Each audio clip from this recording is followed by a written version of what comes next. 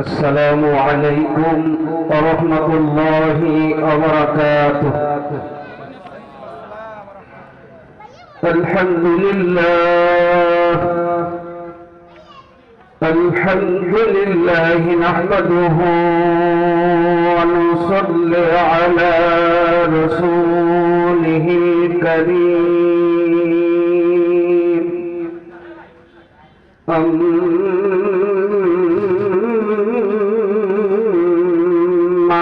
بعد فقد قال الله تعالى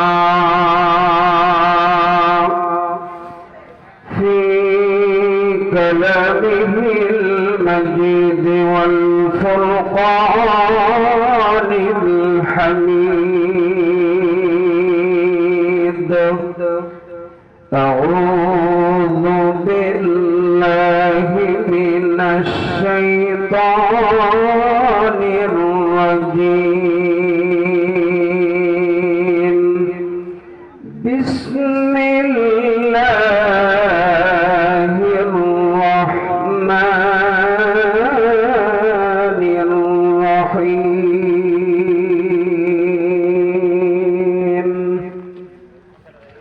وأن طلوع القرآن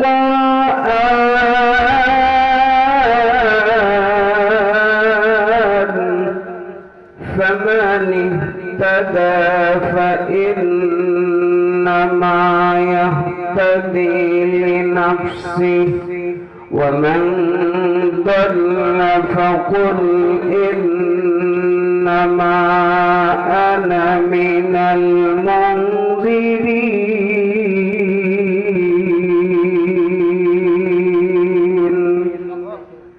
صدق الله العظيم. وعن أبي هريرة رضي الله تعالى عنه أنه قال رسول الله صلى الله عليه وسلم: من قرأ القرآن فاستظهره فأحل حلاله وحرم حرامه أدخله الله الجنة وشفعه في 10 من أهل بيته كلهم قد وجبت له النار،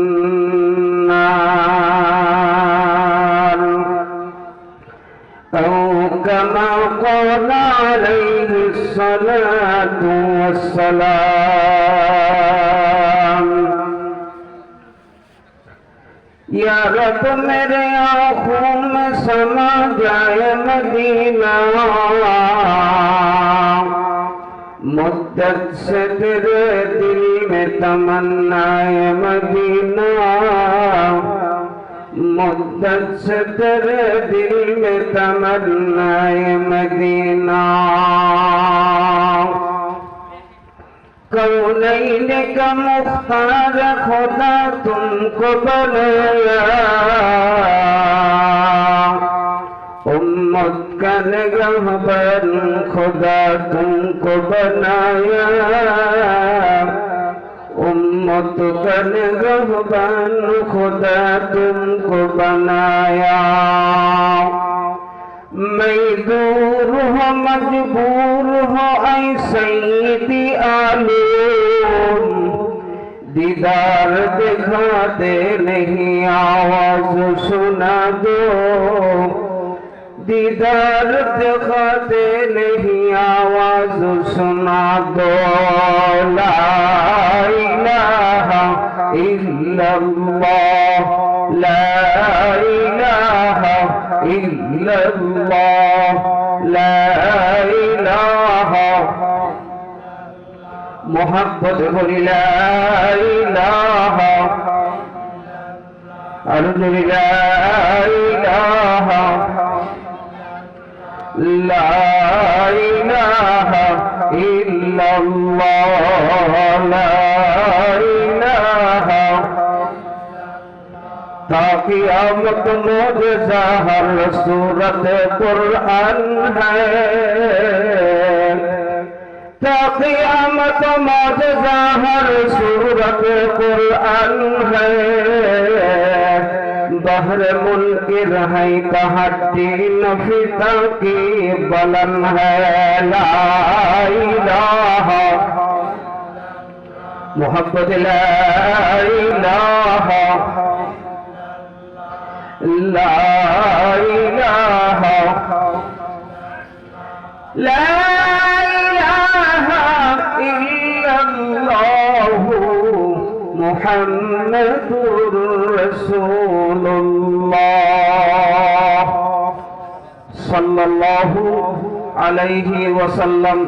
আলহামদুলিল্লাহ, ঐতিহ্যবাহী সিরাজগঞ্জ জেলার সলঙ্গা থানার আওতাধীন ঐতিহ্যবাহী হাটকান্দা কেন্দ্রীয় কবরস্থান সংলগ্ন নুরানিয়া হাফিজিয়া কওমি মাদ্রাসা এতিমখানার উদ্যোগে 13তম আজিমুশান ওয়াজ মাহফিলে সম্মানিত চোদ্দাবাজন সভাপতি মহোদয়, আজকের মাহফিলের সম্মানিত প্রধান অতিথি, বিশেষ অতিথিবৃন্দ, সকল রাজনৈতিক, ব্যবসায়িক, সামাজিক নেতৃবৃন্দ সহ দূর দূরান্ত হইতে আগত সমাগত দিনদার পরহেজগার মুত্তাকিন আশিকিন জাকিরিন মুহিব্বিন আল্লাহওয়ালা মুরব্বি বাবারা, আখিরি বাড়ি কবরের পাশে কোরআনের মারকাজে এই মুহূর্তে যে আল্লাহ পাক আমাদেরকে আসার বসার তৌফিক দান করলেন, আল্লাহ পাক রব্বুল আলামিনের দেওয়া জবান দিয়ে অন্তরে মহব্বত নিয়ে সকলে জবান খুলে আওয়াজ করে পড়ছি আলহামদুলিল্লাহ। শত কোটি দরুদ ও সালাম নাজিল হোক মানবতার মুক্তির সনদ আশরাফুল আম্বিয়া, যিনি সর্বকালের সর্বযুগের সর্বশ্রেষ্ঠ মহামানব রহমাতুল লিল আলামিন, সে নবীর প্রতি দরুদ ও সালাম পড়ছি সাল্লাল্লাহু আলাইহি ওয়াসাল্লাম।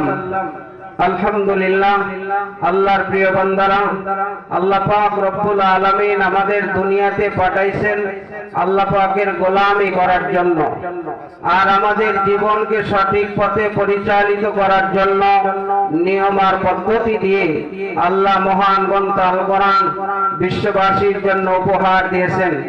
সেই কোরআনের হাফেজদের মাথায় আজকে দিস্তারবন্দি সম্মানিত পাগড়ি প্রদান করা হবে। আমি আপনাদের সামনে আল্লাহ পাকের মহান গ্রন্থ কোরআন থেকে যে আয়াতে কারিমা তেলাওয়াত করেছি, আল্লাহ পাক রব্বুল আলামিন বলেন, আমার নবীকে দুনিয়াতে পাঠাইছি আমার কোরআন তেলাওয়াতের জন্য, মানুষের দ্বারে দ্বারে বারে বারে মানুষের কাছে কোরআনের আওয়াজ পৌঁছে দেওয়ার জন্য। নবী আমার রাস্তার দ্বারে দ্বারে মোড়ে মোড়ে কোরআনুল কারীম তেলাওয়াত করতেছিলেন। এমন সময় আল্লাহ পাক আয়াতে কারিমার মধ্যে জানায় দিলেন, ও বিশ্বের মানুষ, তোমরা যদি নিজেদের কল্যাণ চাও, নিজেদের ভালো চাও, নিজেদের মঙ্গল চাও, তাহলে আল্লাহ পাকের পাঠানো কোরআনের পথ আর মতকে নিজেদের হায়াতের জিন্দেগিতে নিজেদের পথ আর মত হিসেবে গ্রহণ করো, তাহলে দুনিয়াতেও তোমরা চিরস্থায়ী কল্যাণের মালিক হইতে পারবা। মরণের পরে কবর, হাসর, মিজান, পুলসিরাত পার করে ফেরদাউসে জান্নাত আল্লাহ দান করবেন। মুসলমানের মতো আওয়াজ দেবেন সুবহানাল্লাহ। আল্লাহর পয়গম্বর বলেন, হাদিসের মধ্যে আসছে, কোরআনওয়ালাকে আল্লাহ কি পরিমাণ সম্মান দান করবেন। কোরআনওয়ালাকে আল্লাহ পাক বলবেন যে যারা কোরআনের হেফজ করেছিলে, কোরআনের আদেশগুলা মান্য করেছিলে, হালাল হারাম মেনেছিলে, আজকে আমি আল্লাহ তাআলার কোরআনের ইজ্জতের খাতিরে হাসরের ময়দানে তোমাদেরকে জান্নাতি বলে ঘোষণা দেওয়া হলো। আরেকবার আওয়াজ করে কোন সুবহানাল্লাহ। আমাদের দেশে এই যে রাজনৈতিক নির্বাচন সামনে, নির্বাচিত যে হয় তার সম্মান বেড়ে যায়, পাওয়ার বেড়ে যায়। ওয়ার্ড থেকে নিয়ে ইউনিয়ন পর্যায়ে, এরপরে থানা পর্যায়ে, উপজেলা পর্যায়ে, জেলা পর্যায়ে যারা নির্বাচিত হয় তারা তো আমাদের ভিতরকারী কেউ না কেউ, ঠিক না ঠিক? ওয়ার্ডের ভিতরকার একজনই ওয়ার্ড মেম্বার হয়, ইউনিয়নের ভিতরেই একজন সাধারণ মানুষ ইউনিয়নের চেয়ারম্যান হয়, উপজেলার ভিতরেই একজন উপজেলার চেয়ারম্যান হয়। আল্লাহ পাক রব্বুল আলামিন বলেন, কোরআনের হাফেজদের মধ্যে থেকে যারা কোরআনের হেফজ করবে, হালাল হারাম মেনে চলবে, তাদেরকে আল্লাহ জান্নাত দিবেন। আল্লাহ বলেন, যাকে নির্বাচিত করা হয় তার যেরকম সবার থেকে পাওয়ার বেড়ে যায়, সম্মান বেড়ে যায়, ক্ষমতা বেড়ে যায়, কোরআনের হাফেজ কোরআনের হেফজ করে আমল করার কারণে আল্লাহ তার মর্যাদা নির্বাচিত করে বাড়ায়া দিবেন। জোরে কোন সুবহানাল্লাহ। আরেকবার আওয়াজ করে কোন সুবহানাল্লাহ। जिस शख्स ने कुरान को सीने में बसाया, फिरदौस मुअल्ला में मकान अपना बनाया, फिरदौस मुअल्ला में मकान अपना बनाया। अल्लाहु আকবার। যে কথাটা বললাম এটার অর্থ হলো, যেই ব্যক্তি সিনার ভিতরে মহান আল্লাহ পাকের কোরআনকে ধারণ করতে পারবে, সে যেন নিজের ঠিকানা আল্লাহ পাকের ফেরদাউস জান্নাতের ভিতরে করে নিল। জোরে কোন সুবহানাল্লাহ। ফেরদাউস জান্নাতে আমরা যেতে চাই কি চাই না? আওয়াজ করে বলেন, চাই কি চাই না? এই আওয়াজে লিল্লাহি তাকবীর, লিল্লাহি তাকবীর। जिस शख्स की औलाद हुए हाफिज कुरान, जिस शख्स की औलाद हुए हाफिज कुरान, महशर में मिलेगा उसे एक ताज दरख्शा। अल्लाहु আকবার বলে। যেই ব্যক্তির সন্তানকে কোরআনের হাফেজ বানাবে, আল্লাহ পাক তাকে আখিরাতের আদালতে সূর্যের চেয়েও আলো উজ্জ্বলময় নূরের তাজ পরায়া দিবেন। জোরে কোন সুবহানাল্লাহ। जिस शख्स की औलाद हुए हाफिज कुरान, महशर में मिलेगा उसे एक ताज दरख्शा। 10 अहले जहन्नम की सुपारिश करेगा, 10 अहले जहन्नम की सुपारिश करेगा, फिरदौस में लेकर उन्हीं साथ मिलेगा, फिरदौस में लेकर उन्हीं साथ चलेगा। 10 नेकियां हर हर्फ पे पाता है मुसलमान, यूं काबिल सदर अश्क है हर हामिल कुरान। জোরে কোন মারহাবা। আর আওয়াজ করে বলেন মারহাবা। আমার ভাইয়েরা, আমার বাবাজিরা, আল্লাহ পাক রব্বুল আলামিন বিশ্ব নবীকে জানিয়ে দিলেন, নবীজি আমি আল্লাহ পাক যে কোরআন দুনিয়ার মধ্যে পাঠাইলাম, এই কোরআন যারা পড়বে তাদের মর্যাদা আমি আল্লাহ দান করব। শুধু যে পড়বে তার মর্যাদাই আল্লাহ বাড়াইবেন না, তার মা এবং বাবার মর্যাদা আল্লাহ বাড়া দিবেন। তার লেখাপড়ার জিন্দেগিতে যে যেভাবে সাহায্য করেছে, কথা দিয়া, বুদ্ধি দিয়া, কাপড় দিয়া, বই পুস্তক দিয়া, যে কোনো খাবার দিয়া, জাগির দার রাখিয়া, যে কোনো ভাবে সে সাহায্য সহযোগিতা করেছে, কিয়ামতের ময়দানে আল্লাহ পাক কোরআন ওয়ালাকে সাহায্য সহযোগিতা করার কারণে আখিরাতের আদালতে কোরআন ওয়ালার সাথে তার মর্যাদাও বাড়া দিবেন। জোরে কোন সুবহানাল্লাহ। আমার ভাইরা, আমার বাবাজিরা, আল্লাহ পাক রব্বুল আলামিন যেই পয়গম্বরকে কোরআন দুনিয়ার মধ্যে পাঠাইলেন, বাবাজি ওই ওই পয়গম্বর আল্লাহ পাকের মহান গ্রন্থ কোরআন তেলাওয়াত করে। এইটা কাফের বেঈমানদের সহ্য হয় না। আসলে কোরআন ওয়ালাদেরকে অনেক মানুষই দেখতে পারে না, আর তারা তো কাফের ছিল, তারা আরো দেখতে পারে না। আল্লাহর পয়গম্বরকে বিভিন্ন ভাবে কলা কৌশল করিয়া যখন কোরআনের পথ আর মত থেকে বিরত রাখার প্রচেষ্টা করলো, কিন্তু বেজানরে আল্লাহর পয়গম্বর যখন তাদের বাধা, তাদের চোখ রাঙানি, তাদের নির্যাতন কোনো কিছু ভয় পরোয়া না করিয়া এক আল্লাহর উপর আস্থা রাখিয়া যখন কোরআনকে ধারণ করিয়া সামনে আগানো শুরু করে দিল, রব্বুল আলামিন আসমান থেকে নবীর উপরে সাহায্য পাঠিয়ে দিলেন।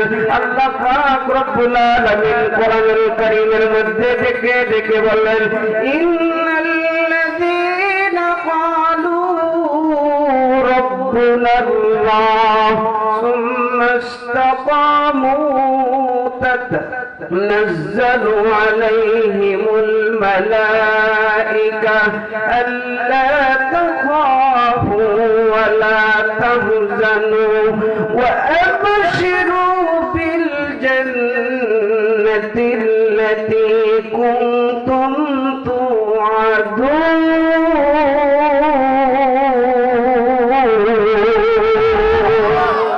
আল্লাহ পাক বললেন, নিশ্চয় যারা বলবে আমাদের রব আল্লাহ, মুসলমান আওয়াজ করে বলেন আমাদের রব কে? আর হুজুর বলেন কে?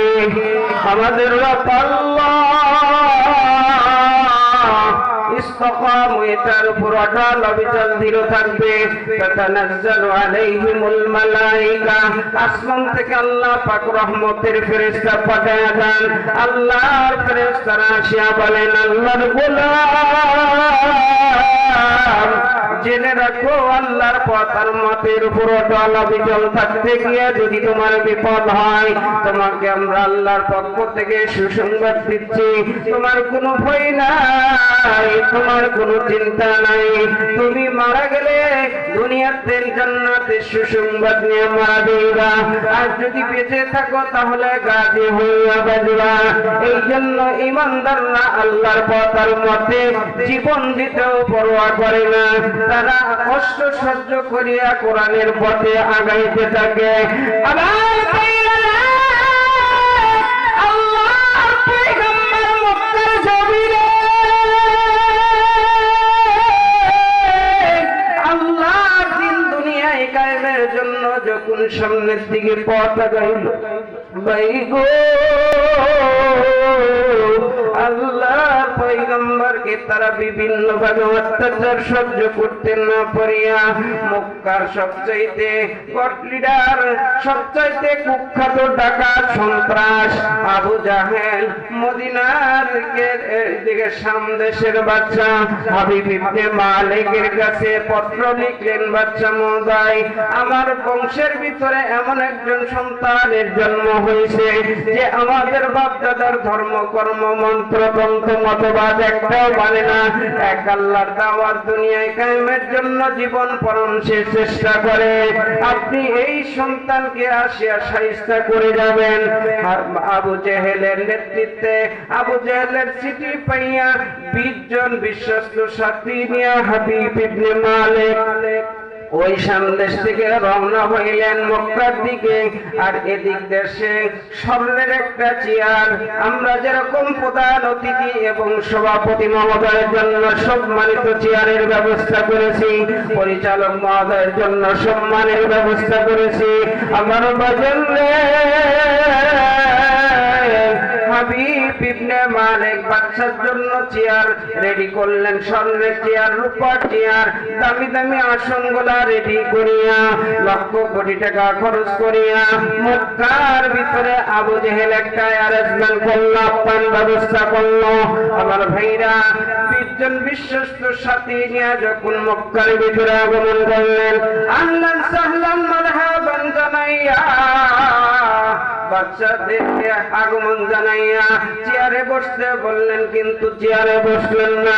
হাবিব ইবনে মালিক ডেকে ডেকে বললেন, কই আপনার দুশমন, কই এক আল্লাহর মানুষটা এই জমিনের মধ্যে যাকে শায়েস্তা করার জন্য আপনি আমাকে দাওয়াত করেছেন। আল্লাহর পয়গম্বর আবু বকর সিদ্দিক রাদিয়াল্লাহু তাআলা আনহুকে নিয়ে আল্লাহ পাকের জিকির করতেছেন। আল্লাহর নবীর কাছে লোক মারফত খবর নেওয়া হলো কই আছে। নবীর কাছে গেলেন, আল্লাহর পয়গম্বরকে ডেকে আনলেন। আবু বকর ডেকে বললেন, ইয়া রাসূলুল্লাহ, ইয়া হাবিবাল্লাহ, আজকে বুঝি রক্ষা নাই, কারণ বিদেশ থেকে মানুষ ভাড়া করে নিয়ে আসছে আমাদের সাহায্য করার জন্য। নবী আমার ডেকে বললেন, আবু বকর, তুমি ভয় পেও না, আমি আর তুমি দুইজন নয়, আমাদের আরেকজন সাথে আছেন, তিনি আমাদের আল্লাহ। আল্লাহর পয়গম্বর আসলেন, 2 রাকাত নামাজ আদায় করলেন। হাবিব ইবনে মালিক জিজ্ঞেস করলেন, মুহাম্মদ, পৃথিবীতে কাউকে আঘাত করতে হলে তাকে অপরাধী সাব্যস্ত করতে হয়, আমিও তোমাকে অপরাধী না করে তোমাকে আমি মারব না, তোমাকে হত্যা করব না। বলো, তোমাকে আমি এখন প্রশ্ন করব, প্রশ্নের যদি জবাব দিতে পারো তাহলে তুমি বাঁচবা, আর যদি জবাব না দিতে পারো তাহলে তোমাকে আমি হত্যা করব।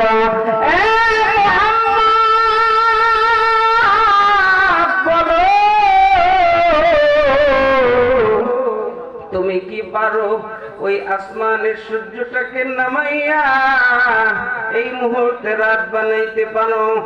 আর তুমি আর সূর্য নামাইয়া আসমানের ভিতরে চাঁদ উদিত করতে পারো? আল্লাহর পয়গম্বর বললেন, আমার দ্বারা সম্ভব নয়, কিন্তু আল্লাহ পাক রব্বুল আলামিন যদি তৌফিক দান করেন, আমার এই কথাটা নয়, আল্লাহর হুকুমে আল্লাহর সব মাখলুক চলতে পারে, ফিরতে পারে। এই কথা বলার পরে আল্লাহর পয়গম্বর নামাজ শেষ করিয়া সিজদায় গেলেন। আল্লাহ পাক রব্বুল আলামিন বললেন, বন্ধু, আপনাকে আমি জমিন আপনার অধীন করে দিলাম, আসমান আর সূর্য তারকা চাঁদকে আপনার অধীন করে দিলাম। যেভাবে আপনি হুকুম করেন, আপনার গোলামি করার জন্য তারা প্রস্তুত আছে, সৃষ্টিকর্তার কথা মতে তারা চলায়। আল্লাহর পয়গম্বর যখন ডাক দিয়ে বললেন, শাহাদাতান আসকুতা করিয়া, ইয়া আইয়ুহাশ শামসু ইউরিবু আমরিল্লাহ,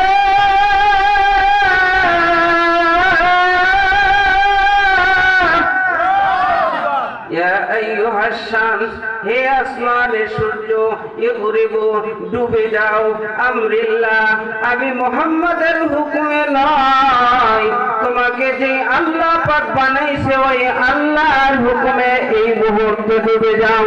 আল্লাহর পয়গম্বর বলার সাথে সাথে আসমানের সূর্য ডুবে গেল, রাত হয়ে গেল, চাঁদ উদিত হয়ে গেল। আবু জেহেল যখন দেখলো যে আমি আল্লাহ মুহাম্মদকে মারার জন্য আর মুহাম্মদকে না মারিয়া মুহাম্মদকে প্রশ্ন উত্তরের সম্মুখীন করিয়া মুহাম্মদকে যখন জিতে গেল, হাবিব ইবনে মালিক ডেকে ডেকে বললেন, আসলে আপনি দুনিয়ার কোনো সাধারণ মানুষ নয়, আল্লাহ পাক মুহূর্তের মধ্যে বাচ্চার ভিতরে হেদায়েতের আলো জ্বেলে দিলেন। আল্লাহর নবীকে ডেকে ডেকে বললেন, মুহাম্মদ, আমরা আপনাকে হত্যা করার জন্য ছিলাম, হত্যা না করিয়া আপনার এই হেদায়েতের আলোর কাছে আমরা তো সমর্পণ করলাম, হাত বাড়িয়ে দিলাম, আমাদেরকে কালেমা পড়াইয়া মুসলমান বানাবেন, বলুন সুবহানাল্লাহ। নেতা যখন মুসলমান হয়ে গেছে, তার কর্মীরা, তার প্রজারা, তার অধীনস্থ সকল সৈন্যরা ডাক দেয়া বলতেছে, বাদশা যেদিকে আমরাও সেই দিকে। 20 জন যে বিশ্বস্ত সাথী নিয়েছিলেন সবাই মুসলমান হয়ে গেছেন, বলুন সুবহানাল্লাহ। আবু জেহেল কয়, হায়রে, লক্ষ লক্ষ টাকা খরচ করে বিদেশ থেকে আপনার বাদশা ভাড়া করে নিয়ে ইসলাম মারার জন্য, না মাইরে আরো মার ধর্মে ফিরে গেল, বাদশা মহা বিপদে পড়ে গেল। বাদশা মহোদয় বাড়ির দিকে রওনা দিলেন। আমার বাবারে, আল্লাহর বান্দা বাদশা বাড়ির দিকে রওনা দিলেন, দেশের দিকে রওনা দিলেন। কিন্তু ওই বাড়ির দিক থেকে আল্লাহর নবী যেই কালেমার দাওয়াত দিতেন সেই কালেমার আওয়াজ আসতেছে। জোরে কোন সুবহানাল্লাহ, আর জোরে কোন সুবহানাল্লাহ। আওয়াজ আসতেছে। বাদশা আশ্চর্য হয়ে গেলেন। সামদেশ থেকে মক্কার ভিতরে সর্বপ্রথম আমি কালেমা পড়লাম। কে আমার আগে সামদেশের ভিতরে কালেমা পৌঁছাইল? আল্লাহর বান্দা যতই নিকটবর্তী হয় ততই মনে হয় তার দেশ থেকে আওয়াজটা আসতেছে। দেশের ভিতরে পদার্পণ করলেন, এলাকার দিক থেকে এই আওয়াজটা আসতেছে। আল্লাহর বান্দা এলাকার মধ্যে প্রবেশ করলেন, দেখেন তার বাড়ির কামরার থেকে আওয়াজটা আসতেছে। বাবাজি, বাচ্চার একটা মেয়ে ছিল, মেয়েটা ছিল অন্ধ, চোখে দেখতো না। মেয়েটা ছিল বোবা, তার মুখের মধ্যে কথা ছিল না। মেয়েটা বসন্ত রোগে আক্রান্ত ছিল, গায়ে গা পচরা ছিল, তারপরে আবার ল্যাংড়া লুলা ছিল। ওই মেয়েটাকে যেই ঘরের মধ্যে তালাবদ্ধ অবস্থায় রেখে বাচ্চা মুখে রওনা দিয়েছিলেন। আস্তে আস্তে দেখলেন যে সেই ঘরের ভিতর থেকে কালেমা পড়ার আওয়াজ আসতেছে। বাদশা হাবিব ইবনে মালিক এই কামরার দিকে আসিয়া চাবি দিয়ে যখন তালা খুলিয়া আল্লাহর বান্দা দরজা ঘুষাইলেন, ভিতরে প্রবেশ করলেন। তাকে দেখলেন তার যেই মেয়েকে রেখে গেছেন সেই মেয়ে ওই জায়গার মধ্যে নাই। করিয়া খুঁজিয়া ঘরের কোনার দিকে তাকায় দেখেন একটা বিশ্ব সুন্দরী মেয়ে বসে আছে। তার চেহারার মধ্যে অন্যরকম ভাব এসে গেছে। মেয়েটা ওই কোনার থেকে ডাক দিলেন, বাবা গো, আমি তোমার রেখে যাওয়া সেই মিয়া। আল্লাহর বান্দা আশ্চর্য হয়ে গেলেন, মা রে, তোমার মুখে তো কথা ছিল না, তুমি বোবা ছিলা। ও মা, তোমার তো শরীরের মধ্যে বসন্ত রোগ ছিল, তোমার শরীরে ঘা পচরা ছিল, তুমি ল্যাংড়া ছিলা, তুমি অন্ধ ছিলা, চক্ষুষ্মান হয়ে গেল। আল্লাহর বান্দা ডেকে ডেকে বললেন, বাবা গো, আপনি শাম দেশ থেকে যখন আবু জেহেলের নেতৃত্বে মক্কায় গেলেন মুহাম্মদুর রাসূলুল্লাহ সাল্লাল্লাহু আলাইহি ওয়াসাল্লামকে মারার জন্য, বাবা গো, আপনাদের মুহাম্মদুর রাসূলুল্লাহ আর আপনার ওই দৃশ্যটা আল্লাহ পাক আমি অন্ধ মেয়ের চোখের মধ্যে দৃশ্যমান করে দিলেন। আপনাদের ঘটনাগুলা আমি নিজের চোখ দিয়ে দেখতেছিলাম, স্বপ্নের মধ্যে হোক আর যেভাবে হোক আমি দেখতেছিলাম। ও বাবা, আল্লাহর পয়গম্বর যখন আপনার প্রশ্নের উত্তর দিলেন, আসমানের সূর্য নেমে চাঁদ উদিত হয়ে গেল।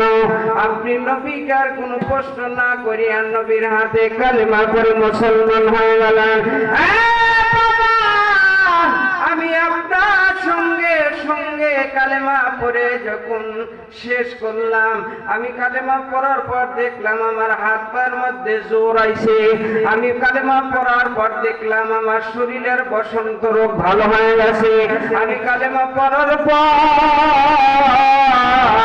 আমি তাকে দেখলাম আমার চোখটা ঘুচে গেল, চোখের পাওয়ারটা ঘুচে গেল। আমার সামনে যা আছে সব আমি নিজে দেখতে পাইলাম। আমার জবানটার ভিতরে কালেমা পড়ার পরে আওয়াজ বের হইতে শুরু করলো, ও বাবা, আল্লাহর বান্দি মুহাম্মদুর রাসূলুল্লাহর কথা শোনার পর হাবিব ইবনে মালিক 10টা উট ভর্তি করে মাল মুহাম্মদুর রাসূলুল্লাহ সাল্লাল্লাহু আলাইহি ওয়াসাল্লামের দরবারে হাদিয়া পাঠাইলেন। হাদিয়ার খবরটা আবু জেহেল শুনে ফেলল।